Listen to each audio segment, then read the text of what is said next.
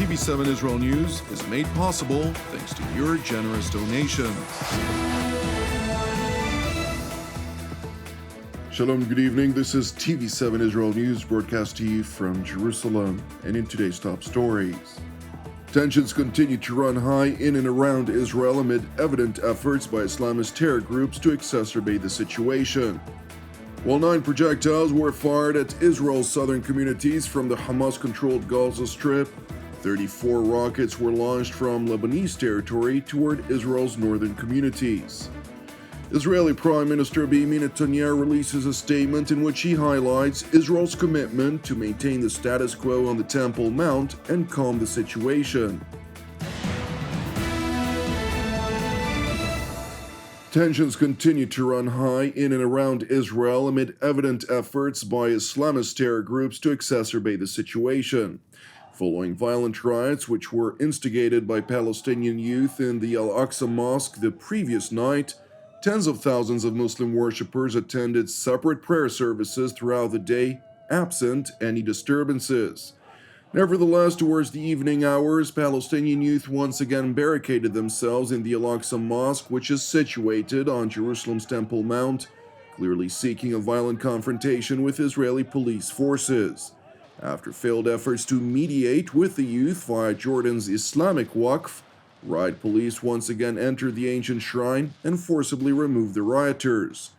It is interesting to know that a Muslim worshipper who was present at the Al-Aqsa Mosque during the riots and subsequently questioned by police, he revealed that the youth who barricaded themselves in the site forcibly barred anyone from leaving the mosque before the clashes erupted.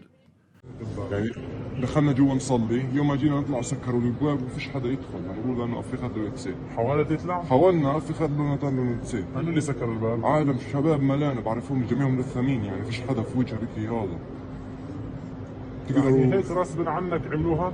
اقسم بالله النسوان كمان ما طلعوش نسوان في ختايره في واحد زي الشاب هذا معها 6 معها مرض السرطان جوا ما خلوهاش تطلع لا هو لا هي كثير عالم ما خلوهم مش يطلعوا وحاولتوا سألتوهم ليش ما حاولنا فيش ما أفي خد له يتسيب له كان أفي خد. While Israeli police removed the rioting youth from the Al-Aqsa Mosque, Gazan Islamists indiscriminately launched 2 rockets from the Hamas-controlled Palestinian enclave toward Israel's southern communities. Nevertheless, one projectile that failed to cross into Israeli territory exploded in an uninhabited area in the Gaza Strip, while the second projectile struck an open area adjacent to the Israel-Gaza security barrier. No injuries or damage were reported. Subsequently, at approximately 5:34 a.m. this morning, rocket alert sirens sounded in a number of Israeli agricultural communities in the Gaza periphery.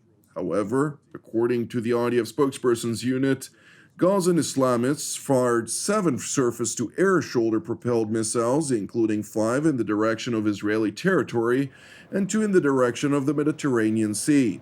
All of these projectiles exploded mid-air, and no injuries or damage were reported. Meanwhile, in Gaza, the Islamist Hamas organization, which alongside the Iranian proxy, Palestinian Islamic Jihad, are waging an intense incitement campaign to try and instigate unrest in Jerusalem, pledged to ratchet up its activities against Israel. ما حدث في المسجد الأقصى من اعتداء على المصلين من قبل سلطات الاحتلال هو جريمة نكراء ومخالفة لكل القوانين والأعراف الإنسانية.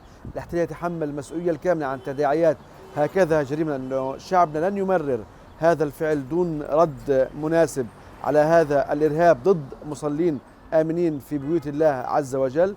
القصف على قطاع غزة صباح اليوم هو محاولة لمنع غزة من الالتحام مع أهلنا في القدس. هذا لن يحدث، سنظل نشكل درعا لشعبنا في القدس والمسجد الأقصى المبارك. It is important to stress that while inciting to violence in Jerusalem, Hamas is proactively trying to prevent hostilities from erupting in the Gaza Strip, with Israeli security officials confirming to TV7 that neither Hamas nor Palestinian Islamic Jihad were responsible for the rocket fire directed at Israel's southern communities. Nevertheless, with tensions seemingly mounting, residents of the Hamas-controlled territory have voiced mixed reactions on prospects for escalation. اللي حصل الليلة في المسجد الأقصى كانت مهزلة، وأيضا السكوت من زعماء العرب أيضا هذه مهزلة، ونحن نطالب بالمقاومة بالرد القاسي، ونحن ندعم المقاومة قلبا وقالبا وأيضا مع المقاومة، ومستعدون نحن نخوض حرب خامسة وسادسة وسابعة ونموت نحن وأطفالنا وأبناؤنا من أجل قضيتنا وأقصانا. شايف الوضع يعني الله يستر، يعني لأنه هنا الجماعة بيقول إذا دخلوا اليهود على المسجد الأقصى حنضرب ونعمل ونرد ردة فعل، والله يستر من اللي جاي. الوضع بخوف يعني بصراحة، يعني الأمور الله يستر متجر على إشي كبير. وأنا بالفعل يعني اليوم من كثر ما أنا خايف غيبت أولادي على المدرسة اليوم. Meanwhile, in Israel's eastern neighbor, several hundreds of Jordanians gathered outside of the Al-Kalauti Mosque, which is situated near the Israeli embassy in the kingdom's capital, Amman, during which they called on the Hashemite monarch to sever diplomatic ties with the Jewish state over what they perceive as Israel's illegitimate rule over Jerusalem and desecration of the Al-Aqsa Mosque. هذا المحتل اليوم الحقيقة يوجه كل سلاحه تجاه الدولة الأردنية. هؤلاء يسيئون إلى الدولة الأردنية، إلى نظامها، إلى وصايته، إلى دوره، إلى موقفنا الأردني. اليوم مطلوب الحقيقة موقف رسمي عربي وموقف أردني على وجه الخصوص، يطرد السفراء من عمان ويطالب بإلغاء المعاهدات وعلى رأسها وادي عربة وكل الاتفاقيات الاقتصادية. Similarly, in Turkey, scores of protesters gathered outside Israel's diplomatic missions in both Ankara and Istanbul, voicing outrage over their perceptions of events related to Jerusalem's Temple Mount. Ve bu insanlık onuruna yapılmış, adalete yapılmış, insanın hak ve özgürlüklerine karşı yapılmış bir saldırıdır. Bunun bütün insanlar tarafından kınanmasının elzem olduğunu düşünüyorum. Biz o Müslümanların yalnız olmadığını ifade etmek için bugün buradayız. Despite clear knowledge of the facts on the ground, Turkish President Recep Tayyip Erdogan, in an address to senior members of his Islamist AKP faction, accused Israel's police of committing acts of terror against Palestinians in Jerusalem.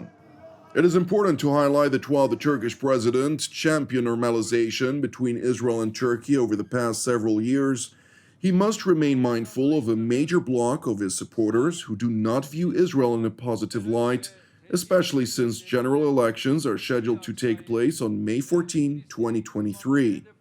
Moreover, while comprehending the strategic value of Israel-Turkey relations, Erdogan highlighted that Ankara could never remain silent when it relates to Jerusalem.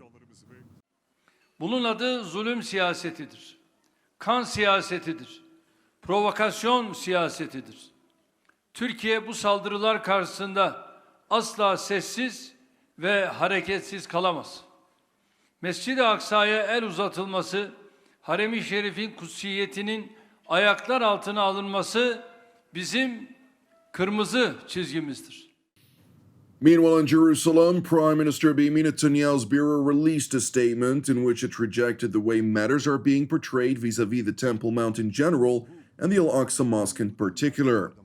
In his statement, Prime Minister Netanyahu highlighted that Israel is acting to maintain the status quo and calm the situation on the Temple Mount.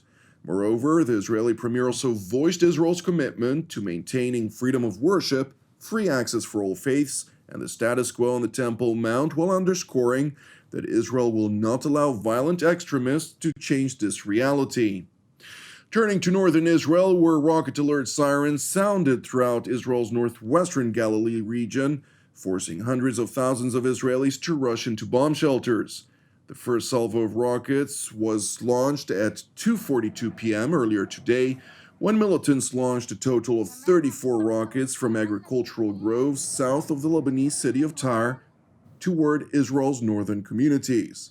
According to the IDF spokesperson's unit, 25 of the incoming projectiles were successfully intercepted by Israel's aerial defense array, while 4 projectiles exploded in uninhabited areas. Moreover, one projectile reportedly exploded next to a bank in the northern border community of Shlomi, and while damage was caused to the structure, thankfully, no injuries were reported. Nonetheless, as a result of falling debris from interceptors, which destroy the barrages of incoming hostile projectiles, 2 Israelis sustained very light injuries, while a 3rd Israeli was treated for shock. It is important to know that 4 rockets which were fired from Lebanon into Israeli territory remain unaccounted for, since these may have failed to cross into Israeli territory. It is further important to highlight that the general assessment is that Palestinian factions in Lebanon were responsible for the rocket fire, and that Hezbollah, while not directly involved, effectively turned a blind eye to the aggression. An Israeli security official told TV7 that while Israel is obliged to react to the blatant attack against its territory and citizens, it is not interested in war. Nevertheless, the official also stressed that if Hezbollah would err by thinking that it could change the equation vis-à-vis Israel, all hell will break loose and Hassan Nasrallah's bunker may well turn into his tombstone. Thank you for watching TV7 Israel News. In light of TV7's Easter schedule, TV7 Israel News will not broadcast on Good Friday and Easter Monday. Nevertheless, tomorrow evening we will air Jerusalem studio, and on Sunday, TV7 Editor's Note will broadcast as usual. Separately, I would like to seize this opportunity to encourage you, if you're blessed by our productions and would like to help support TV7 Israel's ongoing operations, which are exclusively donation-based, please consider making a financial contribution. You can do so at www.tv7israelnews.com. And as ever, I would like to encourage you to pray for our persecuted brothers and sisters worldwide, as well as for the peace of Jerusalem and salvation of Israel.